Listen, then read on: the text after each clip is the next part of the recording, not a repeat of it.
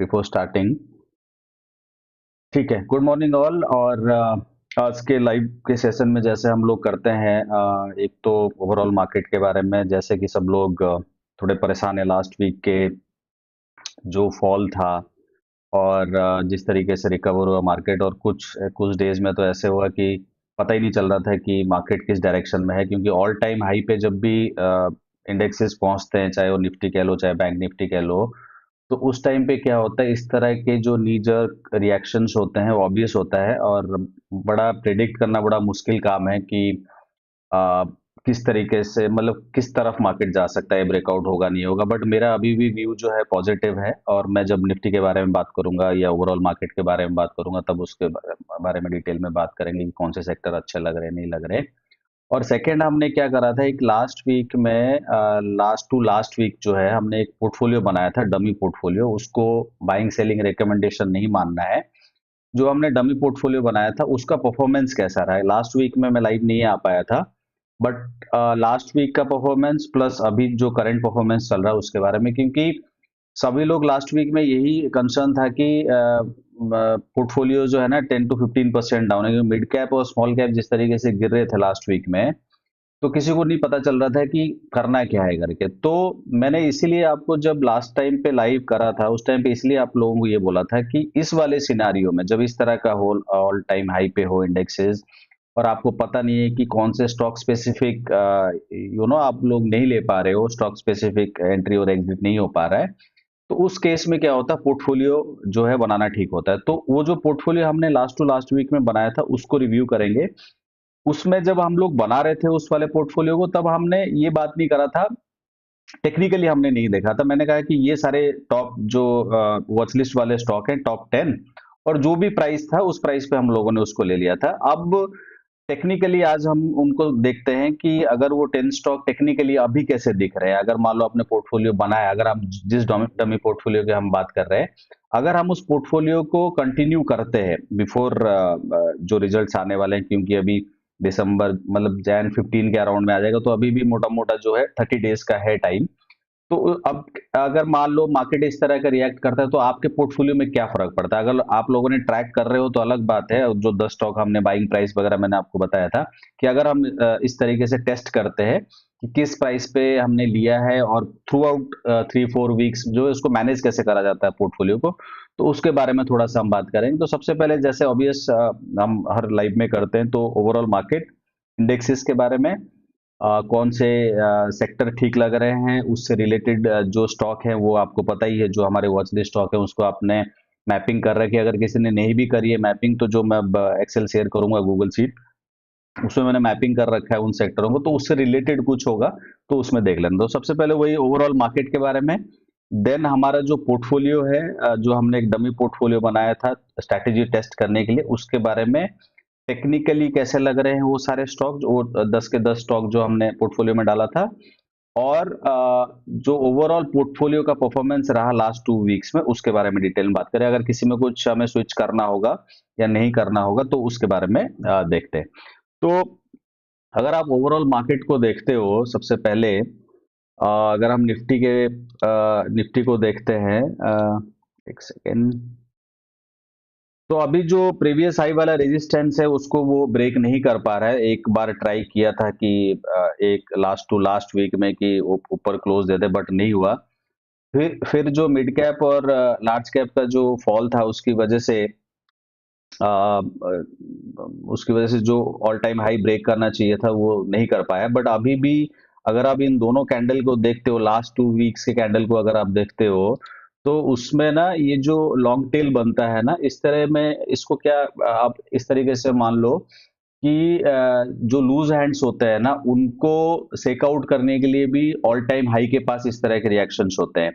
तो अगर इन दोनों वीकली कैंडल को आप देखते हो ना, तो गया होगा मंडे ट्यूसडे में, फिर रिकवर करा, तो ये जो कैंडल है ना बुलिश साइन होते हैं। अगर आपको कैंडल स्टिक का नॉलेज है, या फिर आपको अगर नहीं भी है तो अगर आप सर्च करके देखते हो तो आपको ये पता चलेगा कि इस तरह के कैंडल अगर ऑल टाइम हाई पे कभी भी हुए हैं पहले, या पुराने कभी किसी इंडेक्सेस पे या किसी स्टॉक पे होते हैं ना ऑल टाइम हाई के पास पास, लॉन्ग टेल वाले जो दो कैंडल अभी बने हुए लास्ट 2 वीक्स में, तो इस तरह के कैंडल बुलिश साइड को वो करते हैं। ये नहीं कि मैं कह रहा हूँ कि मार्केट यहाँ से बुलिश ही हो जाएगा, बट मेरा जो बायस है वो बुलिश साइड में ही रहेगा। कोई भी चाहे पोर्टफोलियो अगर आप मिड कैप में इस टाइम पे भी बनाते हो या स्मॉल कैप में बनाते हो, अच्छे फंडामेंटली अच्छे स्टॉक्स जो है, तो उस केस में ना थोड़ा पॉजिटिव साइड में ही रह के बनाया जा सकता है, क्योंकि यहाँ से ऐसा नहीं लग रहा कि बहुत बड़ा कुछ फॉल आने वाला है। जब भी फॉल आता है ना, तो रिकवर होके इसी वजह से ही इस तरह के दो कैंडल बने हैं वीकली बेसिस पे। तो निफ्टी का अभी भी मेरा व्यू जो है पॉजिटिव साइड में ही रहेगा।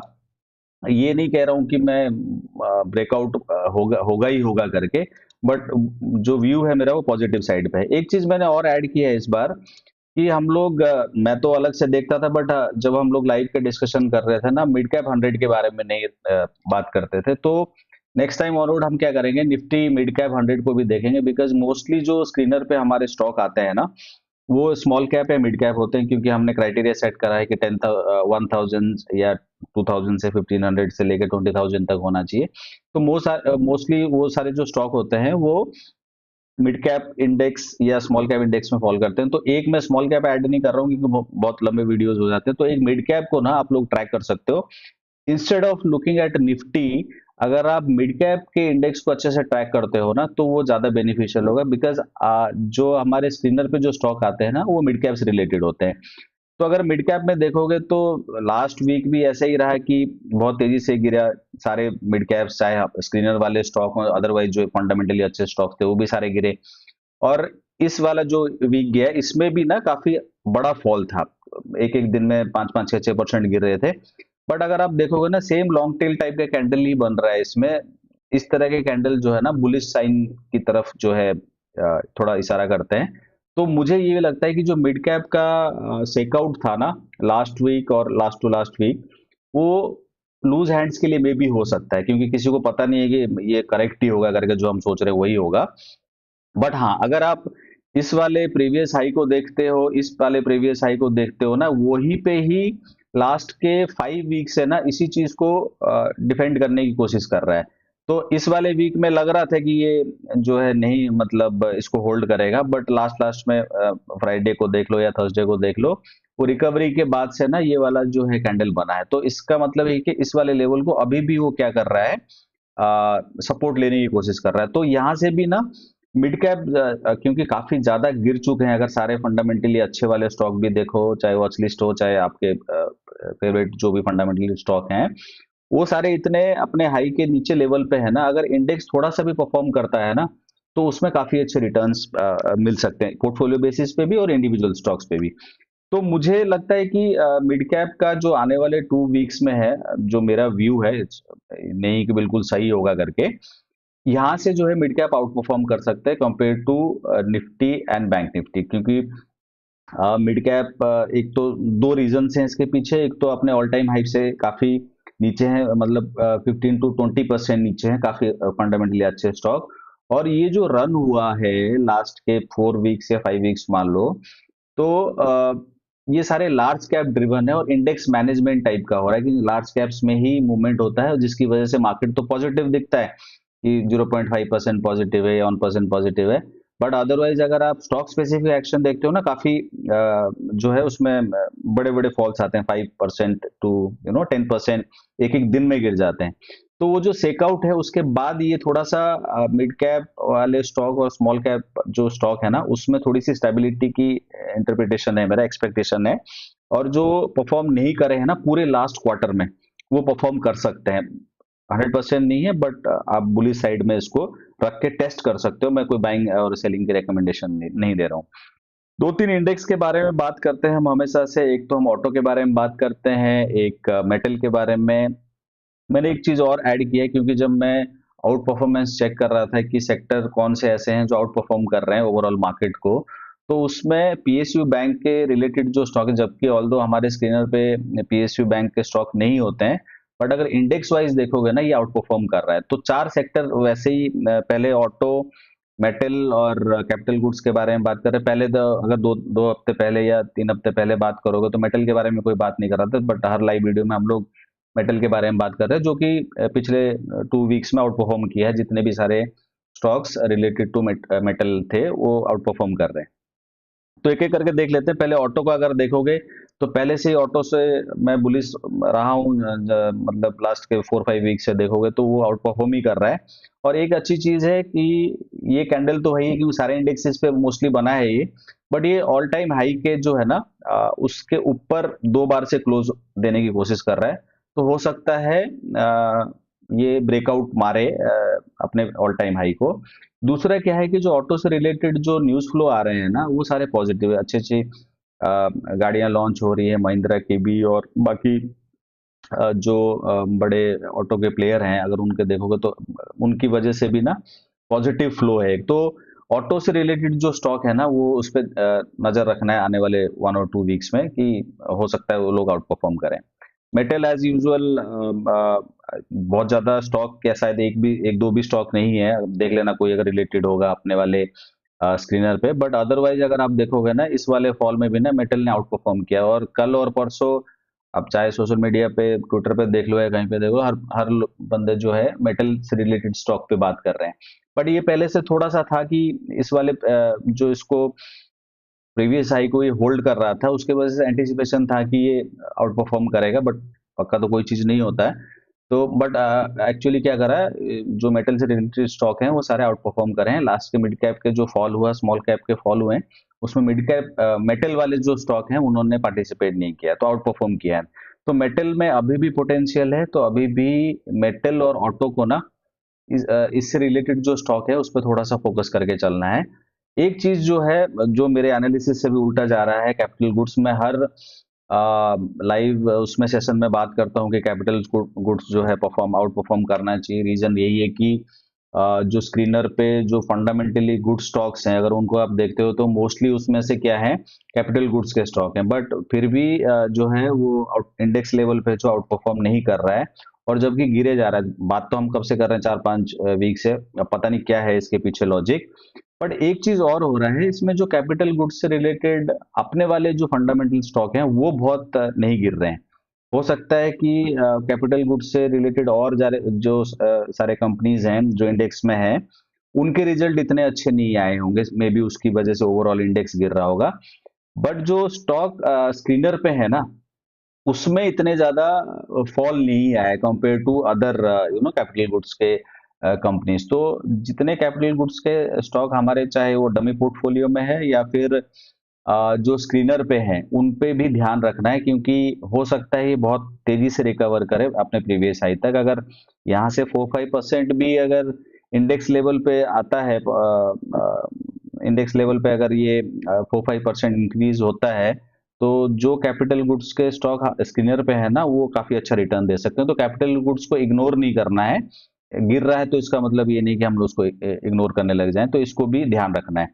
तो सेक्टर वाइज यही चारों है, इन्हीं चारों सेक्टर पे ध्यान रहेगा। मैं बैंक के बारे में ज्यादा बात नहीं करूँ, आउट परफॉर्म कर रहा है वो अलग बात है। अदरवाइज उस पे अगर आप सारे इंडेक्सेस को कंपेयर करते हो, मैं इसी वजह से सिर्फ इसको इंक्लूड किया। बट स्टॉक्स कुछ है नहीं हमारे स्क्रीनर पे। बट अगर हाँ इंडेक्स लेवल पे कोई कुछ करता है, तो यहाँ पे 10 वाले ईएमए पे जो है ना सपोर्ट लेने की कोशिश भी कर रहा है ये, तो इस पे थोड़ा सा नजर रख सकते हो। बट हाँ, अगर आप पोर्टफोलियो स्पेसिफिक देखते हो या स्क्रीनर स्पेसिफिक देखते हो, तो 4 सेक्टर पे मेन फोकस रख, मतलब 3 सेक्टर पे मेनली फोकस रहेगा। एक ऑटो पे, और मेटल से रिलेटेड तो है नहीं, और दूसरा रहेगा कैपिटल गुड्स पे। तो ये दोनों पे इंडेक्स लेवल पे फोकस रहना चाहिए। दूसरा क्या है कि हम जो पोर्टफोलियो के बारे में हमने जो लास्ट टू लास्ट वीक हमने बात करा था, उसके बारे में हम लोग देखते हैं कि क्या हुआ। अगर आप लोगों ने ट्रैक किया ये, हमने एक डमी सोचा कि मान लो 10 lakhs का पोर्टफोलियो है, और ये सारे स्टॉक्स ये किस रीजन की वजह से हैं, क्योंकि मैंने जब इनके एनालिसिस कर रहे थे तो हम लोगों ने ये सोचा था कि ये सारे स्टॉक जो होंगे, इनके ये वॉच लिस्ट वाले स्टॉक हैं। वॉच लिस्ट वाले स्टॉक का मतलब क्या है कि इनके फंडामेंटल्स बहुत अच्छे थे। तो जब पोर्टफोलियो बना रहे थे, हमने उसको टेक्निकली कुछ नहीं देखा था कि सारे जो हैं काफी अपने ऑल टाइम हाई से नीचे हैं। तो अगर हम एक पोर्टफोलियो बनाते हैं इन 10 स्टॉक को लेके, तो क्या परफॉर्मेंस रहना चाहिए, उसी से रिलेटेड ये पोर्टफोलियो बनाया था। कोई बाइंग सेलिंग रिकमेंडेशन नहीं है इन सब में, वो ध्यान रखना है सबको। तो ये बाइंग प्राइसेस तो पहले से जो हमने उस वाले फ्राइडे वाले डे पे था, लास्ट टू लास्ट वीक में वही प्राइसेस हैं ये। और ये चीज हमने बात करा था कि सब पे 10 के 10 स्टॉक में जो है इक्वली कैपिटल एलोकेशन होना चाहिए। तो ये बाय कैलकुलेशन लिया है मैंने, ये नहीं देखा कि कोई ऐसे स्टॉक हैं जिसमें जैसे क्या कहते हैं उसमें मिनिमम 3 to 4 lakhs लगाना होता है, उस तरह से हम नहीं बात कर रहे हैं। पोर्टफोलियो लेवल पे देख रहे हैं कि अगर हम इक्वली डिस्ट्रीब्यूट करते हैं और लास्ट टू लास्ट वीक में अगर हमने पोजीशन इनिशिएट किया होता तो क्या होता अभी तक, है ना। तो ये यूनिट्स आए थे और अभी के जो मार्केट प्राइसेस है ना, जो गूगल से एक्सट्रैक्ट हुआ है, ये वाले प्राइसेस हैं। तो अगर आप ये देखते हो ना, सारे के सारे 2 वीक्स में सारे के सारे जो स्टॉक हैं वो नेगेटिव हैं, एक को छोड़ के, फेम इंडस्ट्रीज को। बट अदरवाइज अगर देखो तो कोई एक 12% डाउन है, कोई एक 6.5% डाउन है, दो 8% डाउन है। बट आप अगर पोर्टफोलियो बेसिस पे देखते हो ना, तो पूरा पोर्टफोलियो कितना डाउन है, 6%। मैं ऐसे काफी लोगों को जानता हूं जो लास्ट वीक में और लास्ट टू लास्ट वीक में ना कम से कम 15 to 20% डाउन थे, जो स्टॉक स्पेसिफिक करते हैं। तो पोर्टफोलियो बनाने का ये एक फायदा है कि आप क्या हो जाते हो, डाइवर्सिफाई हो जाते हो। एक तो ये अलग अलग सेक्टर से रिलेटेड भी हैं, और 10 स्टॉक लेने की वजह से कोई एक बढ़ रहा होगा, कोई एक कम हो रहा होगा, जिसकी वजह से 2 वीक्स में आप कितना नेगेटिव हो, 6% नेगेटिव है। अगर आप मान लो स्टॉक स्पेसिफिक ले रहे होते हो, और मान लो जैसे हम लोग हमेशा बोलते हैं कि थायरोकेयर का रिजल्ट बहुत अच्छा है, या फिर मान लो जो फर्स्ट वाला स्टॉक है श्रीनगर हाउस वाला, श्रीनगर हाउस का रीजन गिरने का तो आपको पता ही है, क्योंकि गोल्ड से रिलेटेड है, और गोल्ड में जो जिस तरीके से फॉल हो रहा है ऑल टाइम हाई के बाद से, उसकी वजह से ये अंडर परफॉर्म कर रहा है। अदरवाइज अगर बाय कैलकुलेशन जाते हो, 10 के 10 में आपने इक्वल लगाया है, और उसके बाद से 2 वीक्स में देखते हो, अगर इंडिविजुअली आप करते हैं ना, शायद 15-20% डाउन होते, बट बिकॉज आपने डाइवर्सिफाई किया है, 10 स्टॉक्स में किया है, और इक्वली आपने एलोकेशन किया है, तो लॉस कितना हो रहा है, 6% हो रहा है। और लास्ट वीक के फ्राइडे में ना ये शायद 7.9% तक गया, मतलब 8% के आसपास गया था। तो पोर्टफोलियो बेसिस पे जब हम बना रहे थे, तब हमने ये डिसाइड किया था कि ज्यादा से ज्यादा पोर्टफोलियो को कितने पे काटना है। अगर पोर्टफोलियो बेसिस पे ये अगर 10% के नीचे चले जाता ना रिटर्न, तो हम क्या उसमें करते कि पोर्टफोलियो को जो है पूरा एग्जिट करना होता है। बट 10% नहीं गया, क्योंकि इस तरह के बड़े फॉल में भी सिर्फ इसलिए बचा रहा मे बी 8% तक, कि 10 स्टॉक हैं और अलग अलग सेक्टर्स हैं। अगर ऐसा नहीं होता, स्टॉक स्पेसिफिक हम लोग करते, तो अ, बहुत ज्यादा चांसेस थे कि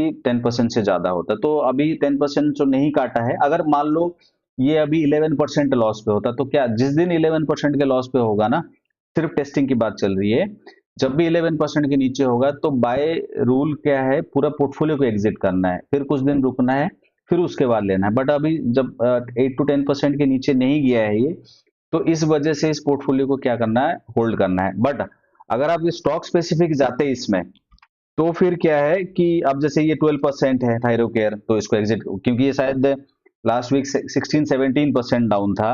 और जो फर्स्ट वाला स्टॉक है श्रीनगर हाउस, श्रीनगर, जो भी है श्रीनगर हाउस, या जो भी जैसे प्रोनाउंसिएट करते हैं, ये भी कम से कम 14-15% डाउन था। तो अगर स्टॉक स्पेसिफिक होता तो एग्जिट करना पड़ता। दो स्टॉक और हैं, जैसे ईपैक्ट फेव है, और एक एचबीएल इंजन है। ये दोनों भी जो है 8% के गए थे, मतलब 9 to 10% तक गए थे। अगर स्टॉक स्पेसिफिक होता तो एग्जिट मारना पड़ता, बट इसीलिए हम इसको होल्ड कर रहे हैं। मतलब मैं अगर इसको पोर्टफोलियो बना रहा होता, अगर इस तरह का सिचुएशन होता, 6% के मैं लॉस पे होता, तो मैं उसको एग्जिट नहीं करता, क्योंकि मेरा पोर्टफोलियो लेवल पे है, और मार्केट में इतने साफ फॉल आए हैं, फिर भी ये 6% के आसपास है ना, तो ये मार्केट से तो आउट परफॉर्म कर रहा है। इसकी वजह से इस पोर्टफोलियो को जो है मैं होल्ड करता, टेस्टिंग की हिसाब से बोल रहा हूँ। तो अभी इसको हम क्या करेंगे, अभी तो एक वीक हो गया, मुझे लगता है कि नेक्स्ट वीक तक ना ये पॉजिटिव हो जाना चाहिए, ब्रेक इवन के आसपास हो जाना चाहिए। उसके बाद 2-3 वीक्स और हैं रिजल्ट्स आने से पहले, अगर उसको भी हम होल्ड करते हैं, तो मोटा मोटा ये रिटर्न देके जाना चाहिए। अगर सब कुछ बाकी ठीक रहा इकोनॉमी बेसिस पे, या कुछ ऐसा कोई ऐसा बड़ा फॉल नहीं आता है ना, तो बड़ा फॉल आएगा तो अपने पास तो एक ही हथियार है, एसएल का। तो अगर 10% के नीचे जाएगा तो एग्जिट करना है। बट हाँ, अगर 3 वीक्स इसको, और 3 to 4 वीक्स और हम इसको ट्रैक करके देखेंगे कि अगर 7 to 8% का रिटर्न देता है, क्योंकि ये सब आपने पहले से नोट किया हुआ किस प्राइस पे बाइंग हुई है, क्या हुआ है। तो 7 to 8% तक ट्रैक करना है। अगर ये 7 to 8% पॉजिटिव देता है, इवन 6 to 8% ना, तब भी इस वाले मार्केट में 6 to 8% कमाना बड़ा मुश्किल काम है। अगर दे देता है तो बहुत अच्छी बात है। बट मेरा जो एक्सपेक्टेशन है ना, मुझे लगता है कि ये 6 to 8% दे देगा। अगर नेक्स्ट 3 to 4 वीक्स देखते हो, इसको पूरा रिकवर भी होना चाहिए, क्योंकि अभी मिड कैप्स में ना थोड़ा सा लग रहा है कि जो सेकआउट है वो थोड़ा सा कम हुआ है कि लास्ट के फ्राइडे और थर्सडे को देख के। तो अगर ऐसा रहता है तो ये पॉजिटिव या ब्रेक इवन के पास होना चाहिए, तो कैपिटल लॉस नहीं होगा। अगर 10 लाख लगा के आप अब इन्वेस्टमेंट, अगर जो भी सैंपल हमने इन्वेस्टमेंट लिया था 10 लाख, तो अगर 60,000 का लॉस हो रहा है तो चलेगा। बट अगर आप 10% के बाद 20-30% हो जाता है, 2 लाख का लॉस हो जाता है आउट ऑफ 10 लाख, तो फिर वो गड़बड़ चीज है। तो ये इसी पोर्टफोलियो को ऐसे ही फॉलो करना है। अगर किसी एक पर्टिकुलर डे पे 10% के नीचे आ जाएगा ना, तो इसको एग्जिट करना है, और तब तक इसको रखे रखना है जब तक क्या वो 8 to 10% का रिटर्न ना आ जाए। तो इस बार देखते हैं, अगर 3-4 वीक्स के अंदर नहीं आता है। और एक तरीका और है, एक मतलब तरीका नहीं, रूल है हम फॉलो करते हैं जो, इनमें से अगर किसी का रिजल्ट आएगा ना, चाहे प्रॉफिट हो रहा होगा लॉस हो रहा होगा, तो एग्जिट करेंगे। तो इन 4 वीक्स में पता चल जाएगा हमें कि अगर पोर्टफोलियो बेसिस पे अगर आप बनाते हो, पोर्टफोलियो बेसिस पे अगर आप सारे इक्वली डिवाइड करके अगर आप इनिशिएट करते हो पोजीशन, तो क्या होता है। इस तरह के फॉल में भी बचे रहे, 8% तक गया, 10% नहीं करा है, मतलब 10% लॉस क्रॉस नहीं करा। और दूसरा क्या है कि पीस ऑफ माइंड भी है, क्योंकि 10 स्टॉक है, कोई एक बढ़ रहा होगा, कोई एक कम हो रहा होगा, तो ड्रास्टिक फॉल नहीं हो सकता कि पोर्टफोलियो 20% गिर जाए। अगर आप किसी से, जिन लोगों को जानते हो जो ये वाली स्ट्रैटेजी नहीं फॉलो करते हैं, कोई अदर स्ट्रैटेजी फॉलो करते हैं, उनका देख लो पोर्टफोलियो 18 to 20% डाउन है इन लास्ट 2 वीक्स। तो इसमें एटलीस्ट ये क्या हुआ कि हम लोग 6% के आसपास हैं दोनों वीक के, बहुत ज्यादा साफ फॉल होने के बाद भी। तो आगे जाके इसको ट्रैक करके देखना है हमें क्या होगा क्या नहीं होगा। मेरी तरफ से तो ये इतना ही है आज के उस वाले में। बट आपके तरफ से कुछ क्वेश्चंस वगैरह होंगे तो उसको ले लेंगे, और कोशिश करते हैं कि थोड़ा जल्दी इसको वाइंड अप करना है। ओके देन,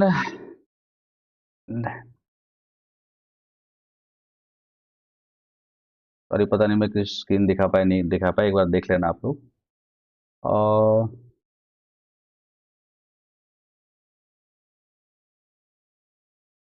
आपके कुछ क्वेश्चंस हैं तो आप लोग लिखिए, फिर मैं आई ट्राई टू आंसर। और इससे रिलेटेड, अगर पोर्टफोलियो से रिलेटेड है तब भी उससे पूछ लो, और अगर स्ट्रैटेजी से रिलेटेड कुछ है तो भी पूछ सकते हो, है ना। गुड मॉर्निंग सुनील, अक्षत, जय जगन्नाथ। अगर आपको लगता है स्ट्रैटेजी में इसमें कुछ आपका कोई व्यू है, किसी तरीके से हम इसको है ना और इम्प्रूव कर सकते हैं, या कोई ऐसा क्वेश्चन है जो हमने कवर नहीं किया है अपने इस वाले स्ट्रैटेजी में, तो इसके बारे में आप लोग पूछ सकते हैं। पता नहीं चार्ट चल रहा है नहीं चल रहा है, ये नहीं पता मुझे। ई पैक फेब क्या आप बाय कर सकते हैं सर? देखो, स्टॉक स्पेसिफिक बाइंग सेलिंग में नहीं बता सकता। अगर, अच्छा मैंने एक चीज भूल गया, वो भी हमें देखना है कि टेक्निकली कैसे दिख रहे हैं ना। प्लीज उसको बाइंग सेलिंग रिकमेंडेशन नहीं मानना। खाली हम टेक्निकली देख रहे हैं कि ये अगर हमने पोर्टफोलियो पहले 2 हफ्ते पहले बनाया हुआ है, तो स्टॉक स्पेसिफिक कैसे एक्शन हो रहे हैं उसके बारे में एक बार देखते हैं।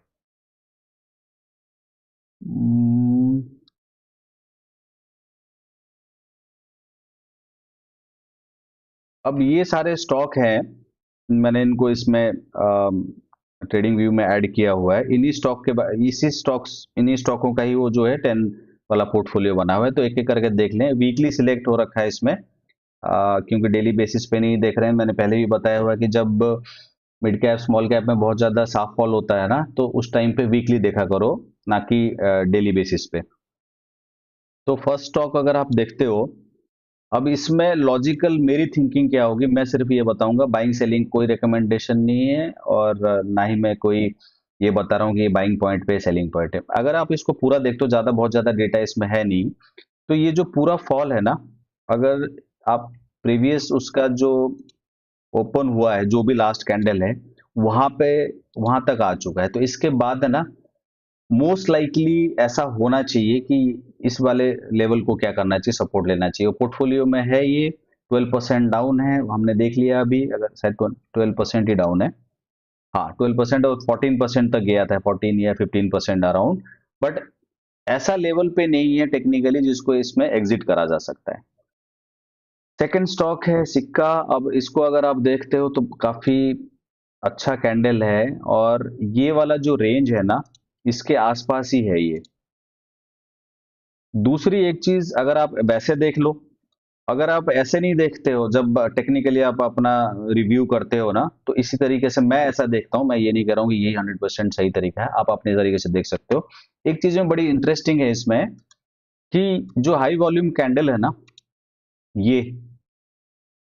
ये वाला जो कैंडल है ना, इस कैंडल पे ही ये क्या कर रहा है, सपोर्ट लेने की कोशिश कर रहा है। अगर इस वीक में देखोगे तो इसी पे ही इसने सपोर्ट लेने की कोशिश करा है। तो इस तरह का जब सिचुएशन होता है ना, कोई भी एक हाई वॉल्यूम कैंडल होता है, बहुत बड़ा कैंडल, 10-20% टाइप, या 20 anything more than 20% with very high volume, जो हिस्टोरिकली कभी नहीं था, उस कैंडल के आसपास अगर सपोर्ट लेता है ना, तो भी एक ऐसा साइन माना जाता है, मतलब 100% सही नहीं है, कि जो बड़े प्लेयर लोगों ने यहाँ पे एंटर किया होगा ना, तो उस वाले लेवल को प्रोटेक्ट करने की कोशिश करते हैं। तो इस बेसिस पे ना, ये वाला कैंडल के लो को ही ये प्रोटेक्ट करने की कोशिश कर रहा है। किसी को नहीं पता ऊपर जाएगा नीचे जाएगा, बट हाँ टेक्निकली ये इस तरीके से जो है ठीक लग रहा है, अगर आप देखो तो। थर्ड है, ये देखो इसमें कुछ फॉल वॉल भी आए नहीं है, और इसमें ज्यादा इसमें रिव्यू करने की जरूरत है नहीं, क्योंकि पुराने वाले प्रीवियस हाई को वो कर रहा है, तो इसको रखा जा सकता है पोर्टफोलियो के हिसाब से। मैं कह रहा हूँ, बार बार इसलिए बोलना पड़ रहा है मुझे कि बाइंग सेलिंग रिकमेंडेशन नहीं, क्योंकि कुछ भी कर लेते हो आप लोग देख के।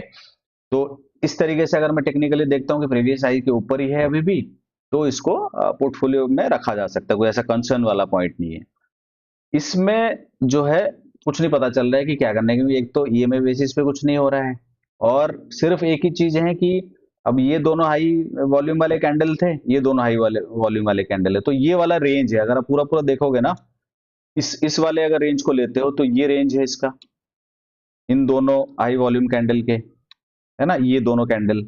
और अगर इस पे देखते हो तो इसके बाद जो हाई वॉल्यूम वाले कैंडल है, उन्हीं को अगर हम देखेंगे, तो ये रेंज है और उसी के पास है, तो इससे गिरना थोड़ा कम चांसेस हैं। तो इस तरीके से भी इसको देखा जा सकता है ना टेक्निकली। इसमें भी सेम चीज है, कि जो लास्ट हाई वॉल्यूम कैंडल था ये वाला, इसी के आसपास ही क्या कर रहा है वो, हाई वॉल्यूम एंड हाई, क्या कहते हैं उसको, बहुत अच्छा कैंडल है, 20% से भी ऊपर का कैंडल है, और इसी के आसपास ही ये करने की कोशिश कर रहा है, तो इसे पोर्टफोलियो एग्जिट करने का नहीं बनता है। तो इस तरीके से टेक्निकली देख सकते हैं इसको। ये भी सेम है, प्रीवियस हाई के वाले को होल्ड कर रहा है, और पोर्टफोलियो में है, बहुत ज्यादा लॉस नहीं, इसको भी होल्ड करा जा सकता है। थायरोकेयर भी, अब ये वाला जो थायरोकेयर वाला जो स्टॉक है, अगर आप वैसे देखते हो इसको, मैं प्रीवियस हाई पे देखता हूँ, यहाँ पे इसने सपोर्ट लिया, और अगर मैं इसके प्रीवियस हाई में देखता हूँ, तो यहाँ पे बनना चाहिए था, जो इसको ब्रेक कर चुका है।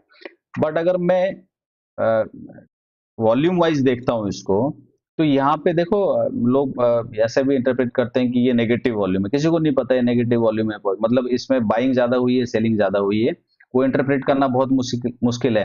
तो अगर यहाँ पे आपको रेड कैंडल दिखता है ना, तो इसका मतलब ये नहीं कि ये सेल वाला ही कैंडल है करके। काफी सारे लोग ना ऐसे ही सोचते हैं कि ये अगर रेड है तो मतलब सेलिंग, क्योंकि ये नेगेटिव होगा तो ये रेड हो जाएगा, तो लोग सोचते हैं कि यहाँ पे सेलिंग हो गई बहुत ज्यादा, इसलिए ये वाले यहाँ से जो गिर गिर सकता है करके।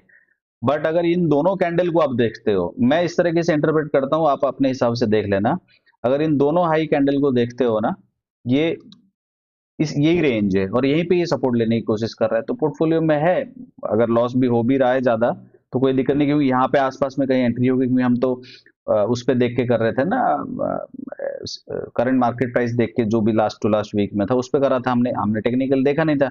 मान लो तुमने ऐसे बनाया और अभी इस तरह का सिचुएशन है, तो इसको होल्ड करना बन सकता है पोर्टफोलियो में ना। होल्ड मतलब ये मत समझना कि होल्ड कर रहा हूँ मैं, कोई बाइंग सेलिंग रिकमेंडेशन दे रहा हूँ। और इसमें भी सेम चीज है, अगर इन दोनों को देखते हो कैंडल को, तो अब इसका हाफ है ये, यहाँ पे हाफ पे, या फिर इसको अगर प्रीवियस आई में देखते हो, तो इसी के रेंज में ही है ये। तो इसलिए इसको भी रखा जा सकता है। तो इसी इन्हीं सारी मैंने टेक्निकल देखने के बाद ना, तभी मैं बोल रहा हूँ कि थोड़ा सा एक्सपेक्टेशन ये है। अब HBL इंजन का भी देख लो, अगर आप देखते हो तो ये पूरा प्रीवियस हाई के आसपास वाले रेंज पे ही है, और हो सकता है अगर एक दो बार और 1-2% और गिर भी जाए, अगर मान लो ऐसे खींचे में लाइन यहाँ नीचे तक आता है तो 1-2% और गिर जाएगा। बट हाँ, कि प्रीवियस ऑल टाइम हाई के मतलब प्रीवियस हाईज के आसपास आ गया तो यहाँ से बहुत ज्यादा गिरने का थोड़ा सा कम चांसेस है। फोर्स मोटर तो, क्योंकि ये फ्लैग वाला जो पैटर्न है वो वाला ये बना रहा है, अगर ये एक बार इसको ब्रेक करता है ना तो अच्छा रिटर्न देना चाहिए। तो इस तरीके का है, तो इस तरह के स्टॉक्स में भी अगर मान लो पोर्टफोलियो में, तो एग्जिट करने का नहीं बनता। तो मैंने ये 10 स्टॉक्स आपको एक एक करके, अगर मैं टेक्निकली अगर उसको देखता तो मैं इस तरीके से देखता। तो अब मान लो जब भी कभी पोर्टफोलियो बनाते हो ना, मैंने एक आइडिया दिया है आपको, ये नहीं बोला है कि बाइंग करो या सेलिंग करो, इस वाले लेवल से ऊपर जाएगा या नीचे जाएगा। बट हाँ, इस तरीके से टेक्निकली देख सकते हो कि पोर्टफोलियो बनाए हुआ अपने प्रीवियस हाई के आसपास है, तो वहां से थोड़ा सा अगर मान लो अभी भी 2-3% के आप के बाइंग प्राइस पे, तो वहां पे उसको होल्ड करा जा सकता है करके ना। तो ये जो 10 स्टॉक हैं, मैंने टेक्निकली देख के आप लोगों को बताया। फिर आप अपना भी एक बार जिस तरीके से फॉलो करते हो, चाहे वो सुपर ट्रेंड करते हो या MACD करते हो, या जो मेरे वाले टेक्निकल इंडिकेटर्स मैंने बताए हुए हैं उनको अगर फॉलो करते हो, तो उसके बेसिस पे भी देख लेना, क्योंकि वो मोस्टली काम नहीं करे। एक तो जो 20 EMA वाला है वो तो इस वाले सिनारियो में काम नहीं करता। मैंने ये बोला हुआ है सबको कि जब ट्रेंडिंग चीजें हो रही होती है ना, कोई स्टॉक ट्रेंड कर रहा होता है, उसमें वो काम करता है, EMA वाला काम करेगा। और दूसरा वाला जो स्ट्रैटेजी मैं टेलीग्राम पे भी कई बार पोस्ट किया है, मतलब वो स्ट्रैटेजी के स्क्रीनशॉट ट्विटर पे भी है। तो प्रीवियस हाई वाले को ना मैं बड़ा इंपॉर्टेंस देता हूँ, कि मान लो प्रीवियस हाई से ऊपर था, और क्योंकि सबको जब ये ऊपर होता है ना, कि सबको ये लगता है कि ये तो नीचे आएगा नहीं, बट वहां से अगर रिट्रेस होकर प्रीवियस हाई पे आता है ना, मेरे लिए वो बड़ा अच्छा टेक्निकल सिचुएशन है। तो मोस्टली जो ये 10 के 10 स्टॉक हमने देखा अभी, उसमें से 4-5 स्टॉक जो है ना प्रीवियस हाई के आसपास है, तो वहां से और फर्दर फॉल होना ना बड़ा मुश्किल है।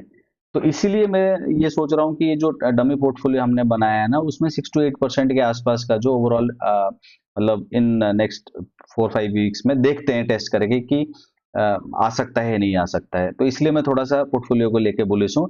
ऐसा कुछ नहीं है कि बहुत मिड कैप में कोई बहुत सारा चेंज होगा, फंडामेंटली अच्छे स्टॉक हैं, टेक्निकली जो है ठीक लेवल पे हैं सारे के सारे, तो अच्छा रिटर्न आना चाहिए। बाकी तो मार्केट है, किसी को नहीं पता क्या होगा, है ना।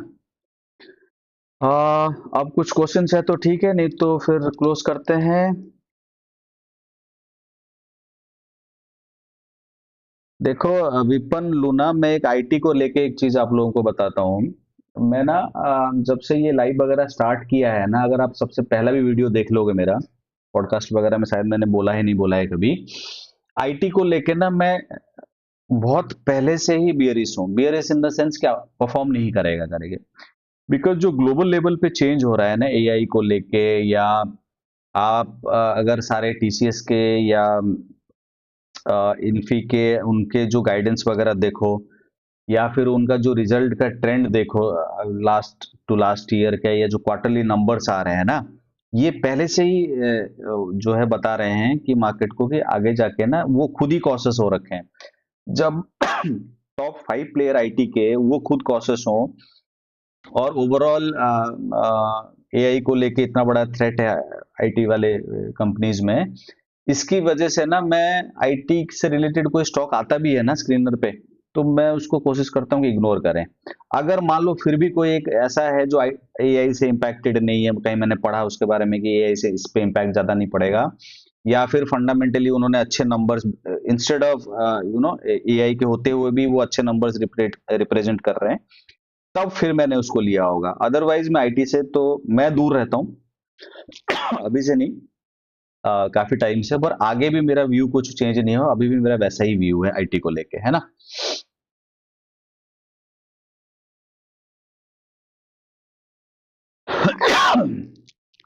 रवि मकवाना, मेरे पास लैपटॉप नहीं है तो मोबाइल से ट्रेडिंग कर सकता हूँ, बिल्कुल कर सकते हैं। जरूरी नहीं कि लैपटॉप से, ये देखो ये सब बहाना है कुछ ना करने का, कि अब कई सारे यूट्यूब में चैनल में देखता हूँ 5 स्क्रीन लगा देते हैं, है ना। वहाँ स्क्रीन और हाईटेक, क्या कहते हैं उनको, हाईटेक सिस्टम्स होते हैं उनके। इधर कुछ चार्ट चल रहा है, इधर कुछ चार्ट चल रहा है, बट अगर उनका तुम पोर्टफोलियो चेक करोगे ना, वो लॉस में होंगे मोस्टली, सभी के बारे में नहीं कह रहा हूं मैं। तो ऐसा नहीं है कि लैपटॉप होगा तभी जाके तुम एक अच्छा ट्रेडर बन सकते हो या कुछ है।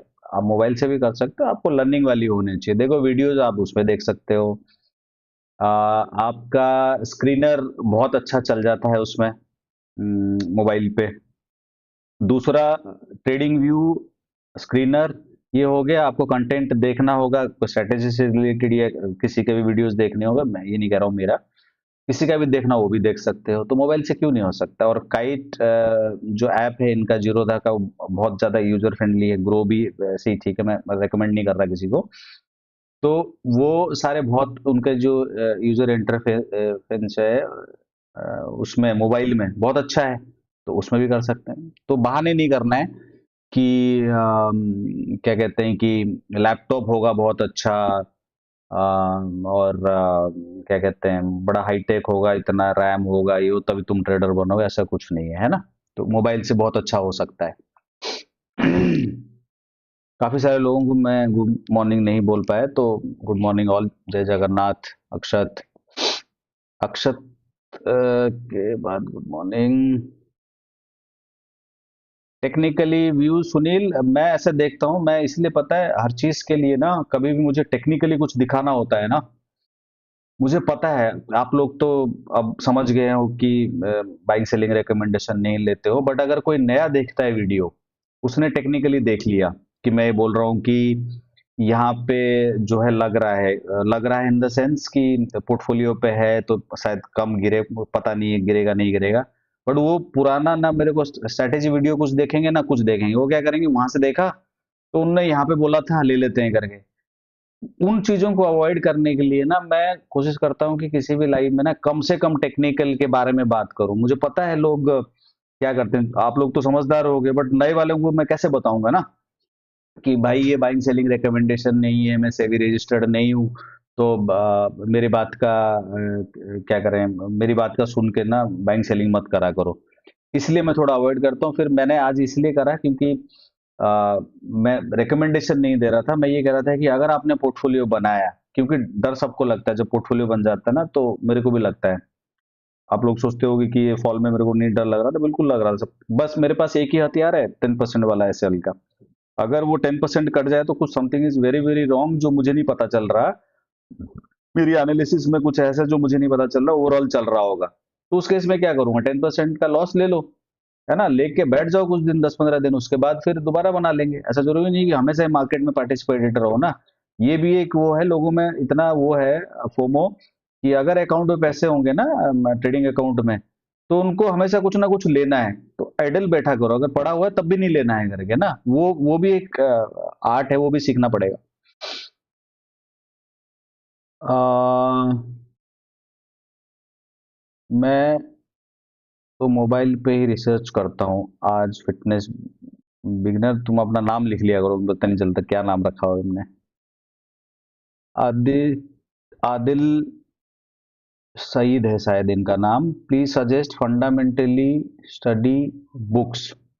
देखो बुक्स पे तो अब मैं ऐसे रेकमेंड हो जाएगा, फिर आप लोग बोलोगे कि बुक पब्लिशिंग में नहीं, बुक तो रेकमेंड कर सकते हैं शायद। तो एक काम करता हूँ मैं, नेक्स्ट वीक में ना मैं 2 to 3 बुक्स के बारे में बात करूंगा। ऐसा नहीं कि मैं सिर्फ कवर देख के बोलूंगा तुमको कि ये वाला बुक बड़ा अच्छा है, ले लो करके। मुझे अगर लगता है कि बेसिक्स अच्छे से लिखे हैं उसमें, और आप लोगों को हेल्प होगा ना, चाहे वो किसी से मेरी कंपनी से रिलेटेड हो या दूसरे कंपनी से रिलेटेड हो, मैं आप लोगों को बताऊंगा, उसको आप देख लेना। और मेरी बुक आ रही है, डिले हो गया because of my job change ये वो करके, बट मोस्टली मार्च और अप्रैल के अराउंड आ जाना चाहिए। तो वो मतलब सिंपल लैंग्वेज में जिस तरीके से मैं समझाता हूँ ना, उसी तरीके से मैंने कोशिश करा है लिखने के लिए। मैं ये नहीं करूँगा बहुत अच्छा बुक लिख दिया मैंने, बट हाँ कि मैंने कोशिश करा है कि एक आम अ, आदमी जो नहीं जानता बहुत फंडामेंटल्स या फाइनेंशियल टर्म्स नहीं जानता, एटलीस्ट वो भी समझ पाए और वो खुद कर पाए, इंस्टेड ऑफ ये जो स्कैम पैम में फंसे रहते हो वो सब ना हो, खासकर, है ना, इस वजह से करेंगे। बट हाँ, फंडामेंटली ना बड़ा सब्जेक्टिव, फंडामेंटली जो बुक्स के बारे में कह रहे हो ना, बड़ा सब्जेक्टिव है। अब मान लो आप में से कुछ लोग हैं जो कुछ बुक्स पढ़ रखे हैं, तो उनको अगर मैं कोई बुक सजेस्ट करूंगा, उनको लगेगा ये तो बेसिक सा बुक है। बट अगर जो नए लोग हैं, तो उनको बेसिक्स मान लो उनको ज्यादा आइडिया नहीं है, तो अगर उनको अच्छा लग जाएगा, पर अगर मैं थोड़ा सा अपर उस पर चले जाता हूँ तो प्रॉब्लम हो जाएगी। तो मैं इसलिए करूंगा कि जो थोड़े ऑलरेडी ट्रेडर हैं, जिन्होंने बुक्स वगैरह पढ़ रखा है, जिनको फाइनेंशियल टर्म्स क्लियर हैं, उनके लिए एक दो बुक सजेस्ट कर देता हूँ। और जो बेसिक्स जिनको थोड़ा कम है, जो फाइनेंस बैकग्राउंड से नहीं है, उनके लिए तो दो दो फोर बुक्स जो है मैं कर लूंगा, है ना। हम्म, आपकी बुक कब आएगी? मैं वही बोला मैंने अभी, अप्रैल मई के आसपास आना चाहिए। मैं थोड़ा सा कुछ एक चैप्टर एक दो थोड़े से ना बहुत ज़्यादा टेक्निकल हो रहे थे। टेक्निकल इन द सेंस कि नए जो लोग बुक पढ़ेंगे या जो मार्केट के बारे में जानना चाहेंगे, उनके लिए थोड़ा सा ज़्यादा हो जा रहा था, तो उसको रीराइट किया, इसकी वजह से थोड़ा सा डिले हो गया। मयूर, मोबाइल में ट्रेडिंग व्यू चलाने में थोड़ा प्रॉब्लम आता है सर। प्रॉब्लम किस सेंस में कह रहे हो? वो तो जूम और ये सब तो हो जाता है, तो प्रॉब्लम तो देखो, अब मोबाइल है तो स्क्रीन छोटा है, थोड़ा तो प्रॉब्लम होगा ही ना।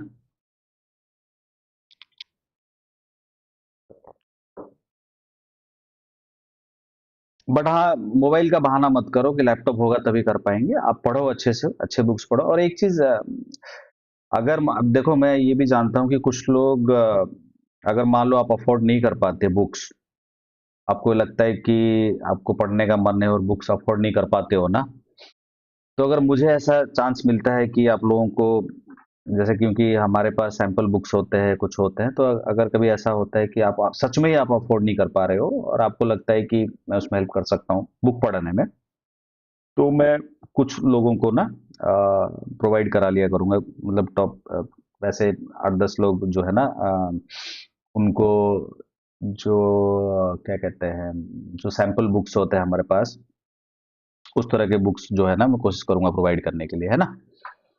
तो देखेंगे, आप लिखना, अगर आप कमेंट्स पे लिख लेना, अगर आप अफोर्ड नहीं कर पा रहे हो, मैं उसको गलत में नहीं ले रहा हूँ। हो सकता है सबके सब लोगों का अपना अलग अलग फाइनेंशियल वो होता है, तो अगर नहीं कर पाओगे तो मुझे, अगर आप लिखते हो या बोलते हो या किसी कहीं पे भी ईमेल करते हो या कुछ करते हो, then I will try to provide, है ना।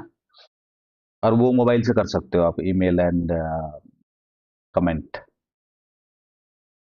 Sir, I have booked 8% each in HBL E pack 5, thank you sir.